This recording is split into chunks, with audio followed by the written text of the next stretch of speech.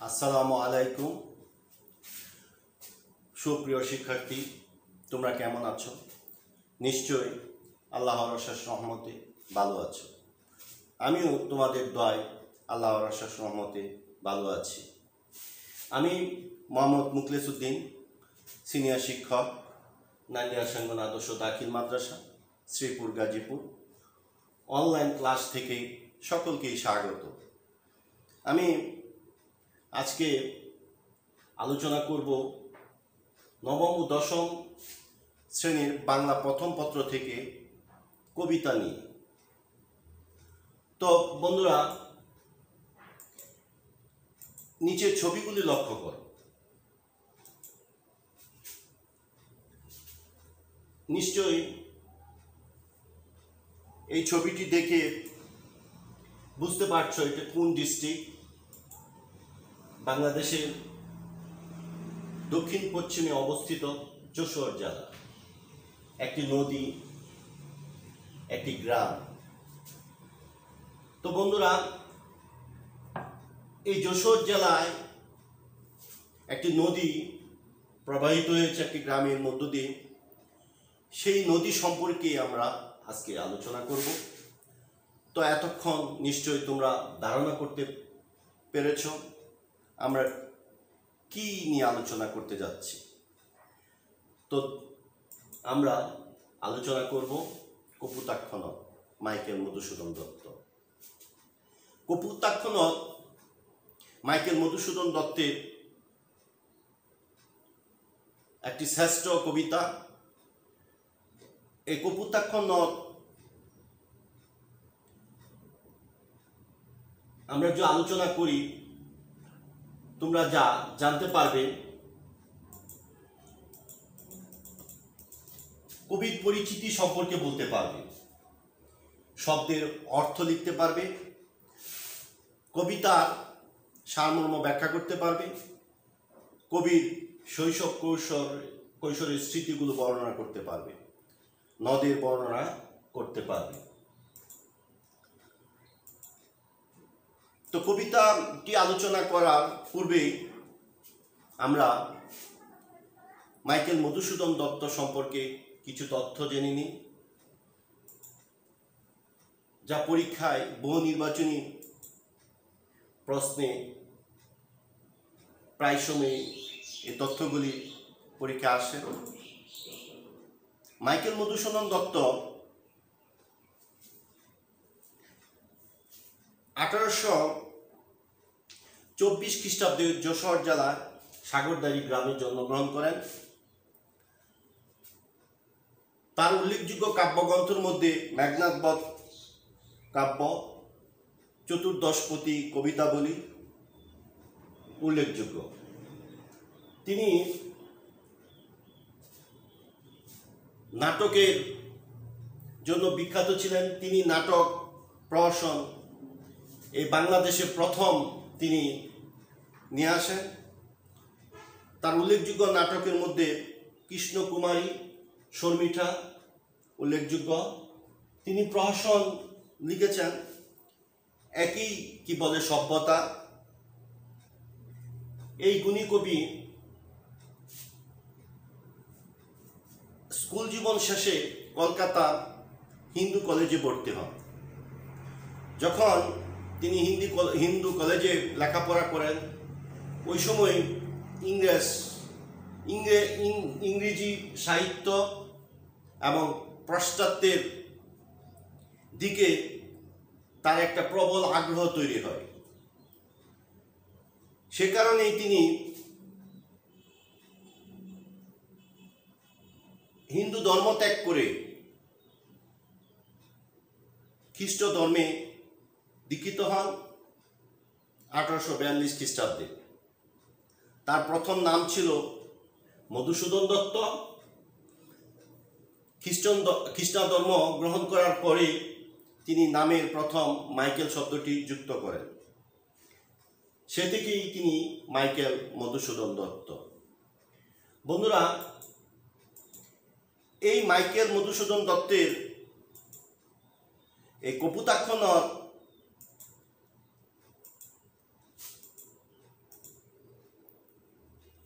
বেশ কিছু বৈশিষ্ট্য রয়েছে এই কপোতাক্ষ নদের। আমরা সেই বৈশিষ্ট্যগুলি নিয়ে আলোচনা করব।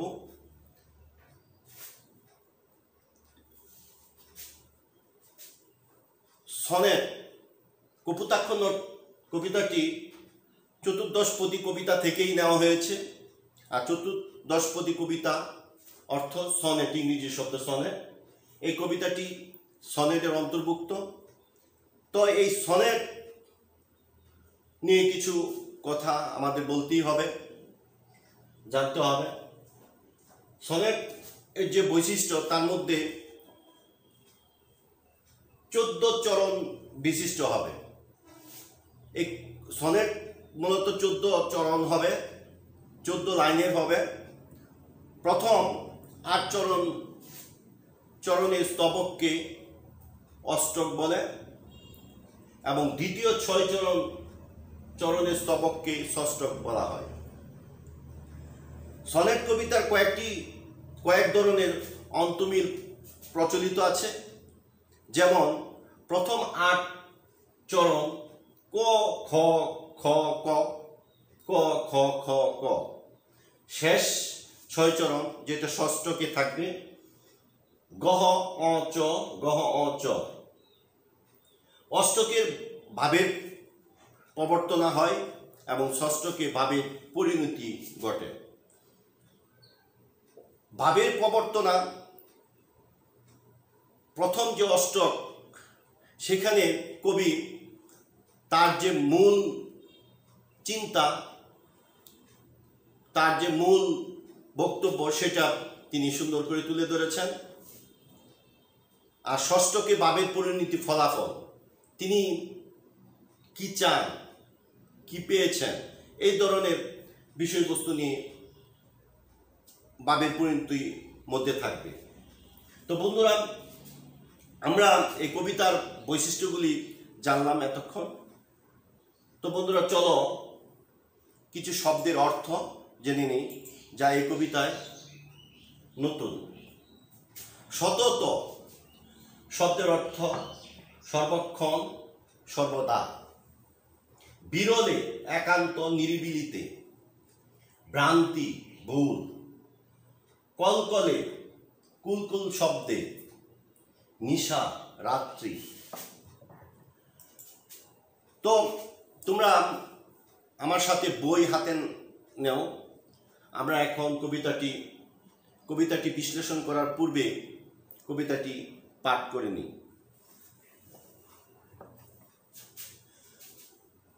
কপোতাক্ষ নদ, মাইকেল মধুসূদন দত্ত। সতত হে নদ তুমি পরমোর মনে, সতত তোমার কথা ভাবি এই বিরলে। সতত যেমতি লোক নিশার স্বপনে, শুনে মায়া মন্ত্রধ্বনি তব কলকলে। জুড়াই কান আমি ভ্রান্তির ছলনে, বহু দেশে দেখিয়াছি বহু নদ তলে, কিন্তু এই স্নেহের তৃষ্ণা মিটে কার জলে। দুগ্ধ শ্রুতরূপী তুমি জন্মভূমির স্তনে। আর কি হবে দেখা, যত দিন যাবে, প্রজারূপে রাজরূপ সাগরের দিতে। বাড়িরূপ করো তুমি এ মিনতি, গাবে বঙ্গজ জনের কানে, শখে সখারিতে। নাম তার এ প্রবাসে মজি প্রেম ভাবে, লইছে যে তব বঙ্গের সঙ্গীতে। তো বন্ধুরা, দেখো এই কবিতাটি 2 ভাগে বিভক্ত রয়েছে। প্রথম 8 স্তবকে, পরের চরণগুলি 6 স্তবকে। আগেই বলেছি প্রথম 8 স্তবক অষ্টক, শেষের 6 চরণের যে স্তবক রয়েছে সেটা ষষ্ঠক। তো এখন আমরা কবিতাটি লাইন বাই লাইন বোঝার চেষ্টা করব। তোমরা খুব মনোযোগ সহকারে কবিতাটি শোনো।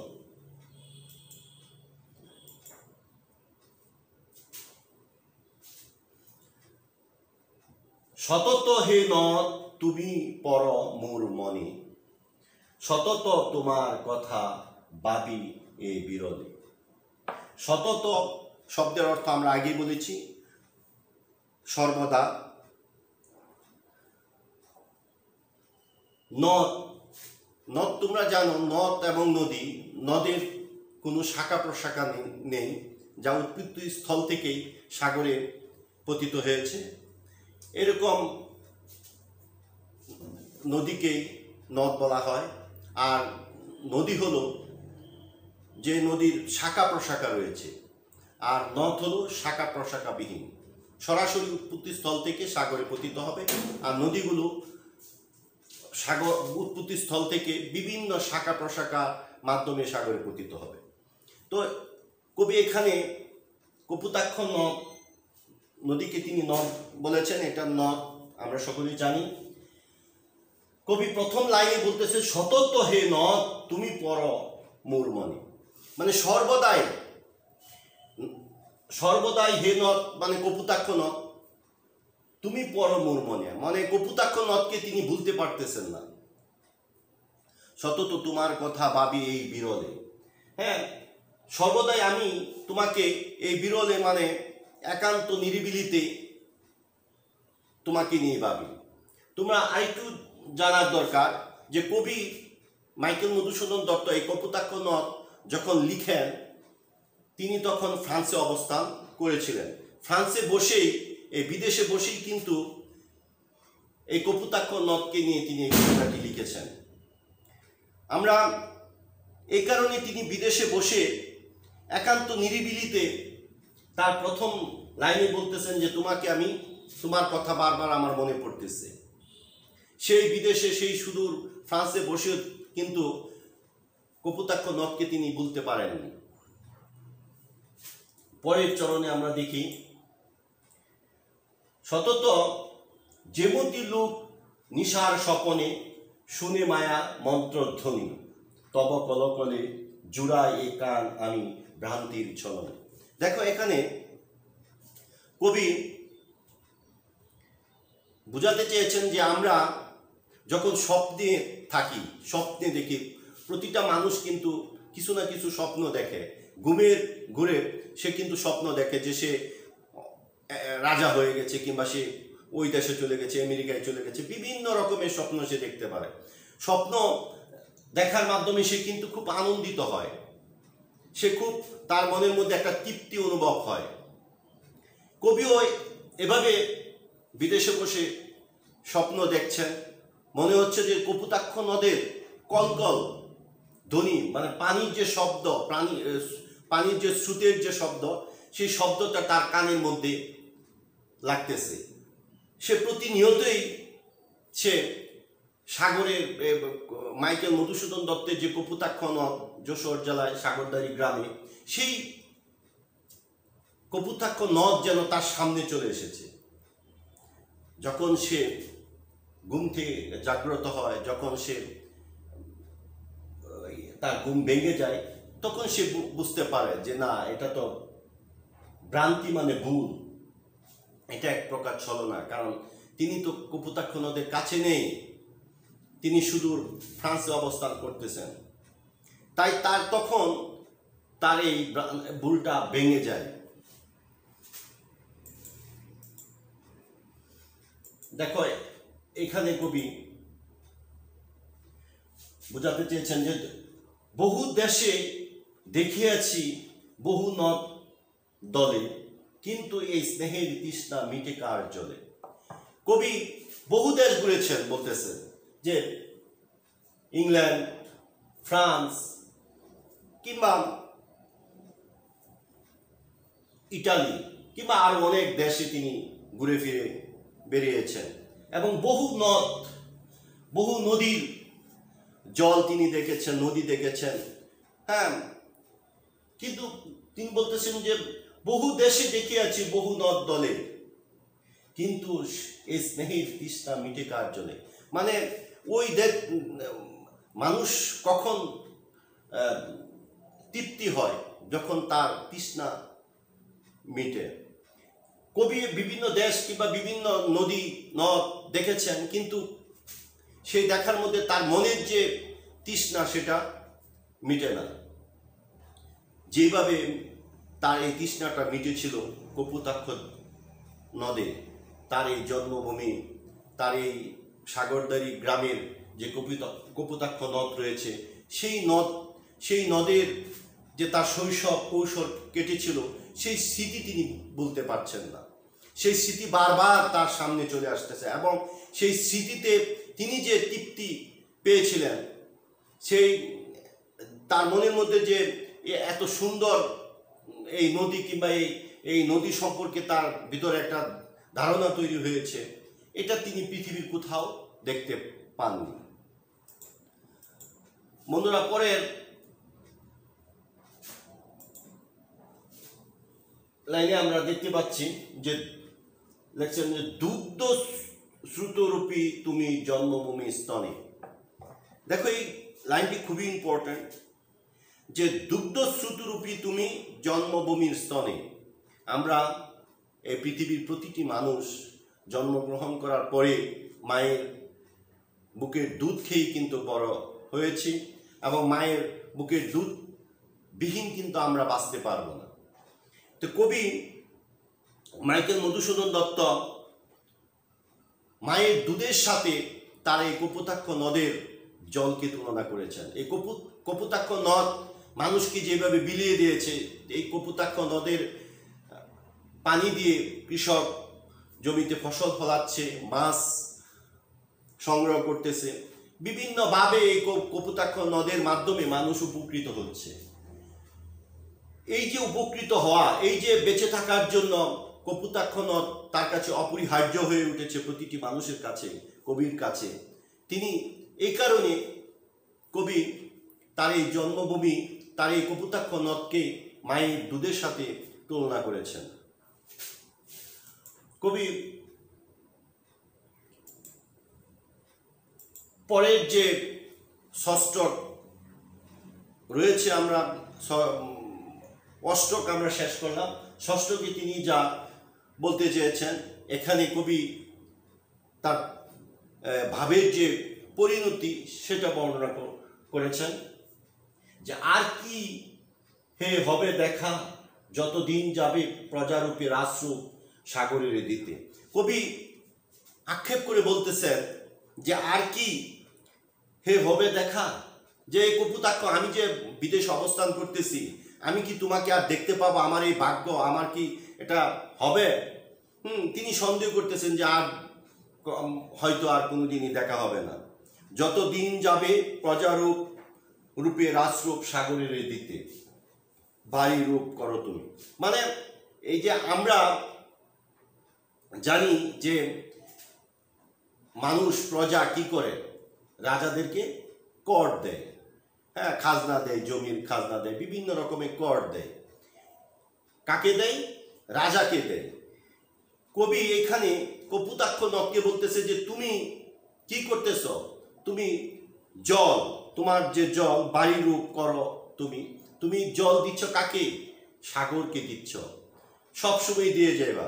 হ্যাঁ, কারণ তুমি প্রজা, সাগর রাজা, সেখানে তুমি সর্বদাই কর দিয়ে যাচ্ছ।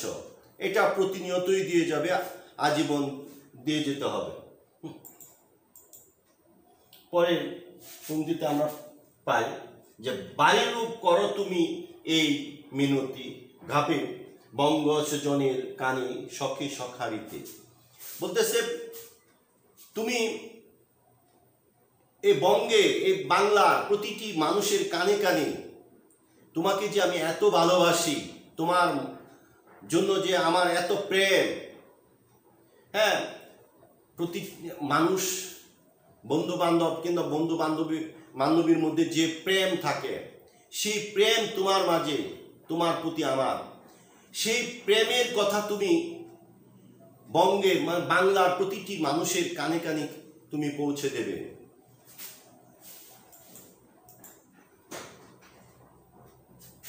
নাম তার এ প্রবাসী বজি প্রেম ভাবে লইছে যে তব নাম বঙ্গের সঙ্গীতে। কবি একবার শেষ লাইনে বলতেছেন, নাম তার এ প্রবাসী মজি প্রেম ভাবে লইছে যে তব বঙ্গের সঙ্গীতে। আমি এই বিদেশে থাকি, আমি যেমন তোমাকে ভালোবাসি, তুমিও আমাকে সেভাবে ভালোবাসবে। আর বাংলার তোমার প্রেমে আমি মজে গেছি। তুমি যেভাবে জানো যে আমি তোমাকে এত ভালোবাসি, তোমার হৃদয়ে আমার এত জায়গা, তুমিও এভাবে আমাকে ভালোবাসবে। হ্যাঁ, এবং বঙ্গের এই এই আবদার, এই যে আমি তোমার প্রতি আমার ভালোবাসা, তুমি আমাকে ভালোবাসো, এই মেসেজ সারা বাংলার মানুষের মধ্যে গেয়ে যাবে। এটাই হলো আমার এই প্রবাসে আমি এটাই তোমার কাছে দাবি জানাচ্ছি। দেখো, আমরা এই কপোতাক্ষ নদ একটি স্মৃতিচারণমূলক কবিতা মাইকেল মধুসূদন দত্তের, কিন্তু এই স্মৃতিচারণের কবিতার মধ্যে একটি অন্তর্নিহিত ভাব কিন্তু আমরা দেখতে পাচ্ছি, সেটা হলো কবির দেশপ্রেম।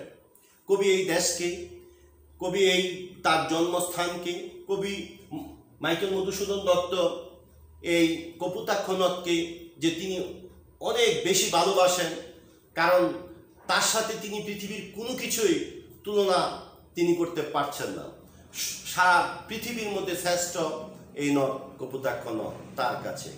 তাই তার এই দেশের প্রতি, বিদেশে বসেও যে তিনি এই দেশকে স্মরণ করেছেন, এই দেশকে তিনি ভালোবাসেন, এই যে দেশপ্রেম, এই দেশপ্রেম কিন্তু এই কবিতার মধ্যে সুন্দরভাবে কবি ফুটিয়ে তুলেছেন। তো বন্ধুরা, তোমরা নিশ্চয়ই এই কবিতাটি সম্পর্কে একটা ধারণা তোমাদের মধ্যে চলে এসেছে আশা করি। তো আমরা এতক্ষণ যা আলোচনা করলাম, কিছু মূল্যায়ন তোমাদেরকে করে নিচ্ছি।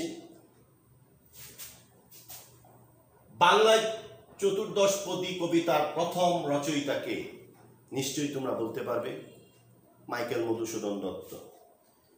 কবি কত খ্রিস্টাব্দে খ্রিস্ট ধর্ম গ্রহণ করেন, মানে তিনি হিন্দু ধর্ম থেকে খ্রিস্টান ধর্ম গ্রহণ করেন কত সালে, খ্রিস্টাব্দে? নিশ্চয়ই মনে করতে পেরেছ, 1842 সালে। কবির অমর কীর্তি কোনটি? মেঘনাদ বধ অমর কীর্তি, তোমরা জানো। সতত শব্দের অর্থ কি? আমরা প্রথমেই বলেছি সর্বদা। বিরোধে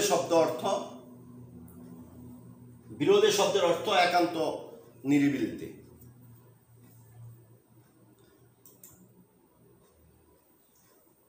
যাই হোক, এতক্ষণ আমরা মাইকেল মধুসূদন দত্তের কপোতাক্ষ নদ নিয়ে আলোচনা করেছি। নিশ্চয়ই আমি আশা করি তোমরা কবিতাটি সুন্দরভাবে বুঝতে পেরেছ। তোমরা এই কবিতাটি বাড়িতে বেশ কয়েকবার মনোযোগ সহকারে পড়বে, এবং আমার ক্লাসটি ইচ্ছে করলে তোমরা ইউটিউবে পাবে, ডাউনলোড করে বারবার দেখার চেষ্টা করবে। তাতে আশা করা যায় তোমরা এই কবিতা থেকে যে কোনো সৃজনশীল কিংবা বহু নির্বাচনী প্রশ্ন আসুক, সেটা সুন্দরভাবে উত্তর দিতে পারবে। তো তোমরা একটি বাড়ির কাজ খাতায় লিখে নাও, পরবর্তী সময় প্রতিষ্ঠান খোলা হলে সেই খাতা নিয়ে প্রতিষ্ঠানে আসবে, আমি সেই খাতাটি মূল্যায়ন করার চেষ্টা করব। তোমার এলাকার নদী সম্পর্কে 200 শব্দের একটি রচনা লেখো। তোমার এলাকায় এই যে মাইকেল মধুসূদন দত্ত, তিনি কিন্তু কবিতা নিয়ে আলোচনা করেছেন, কপোতাক্ষ নদ নিয়ে আলোচনা করেছেন। তো এখন তোমার পাশেও কিন্তু এরকম নদ কিংবা নদী রয়েছে। সেই নদী সম্পর্কে, সেই নদীর প্রতি তোমার যে প্রেম কিংবা ভালোবাসা, তোমার যে শৈশব কৌশল সেই নদীর পাড়ে কাটিয়েছ, সেই সম্পর্কে তুমি 200 শব্দের একটি রচনা লিখবে। তো বন্ধুরা, আজকের মতো এখানেই শেষ করছি। সকলকে ধন্যবাদ জানিয়ে আমি বিদায় নিচ্ছি। আল্লাহ হাফেজ।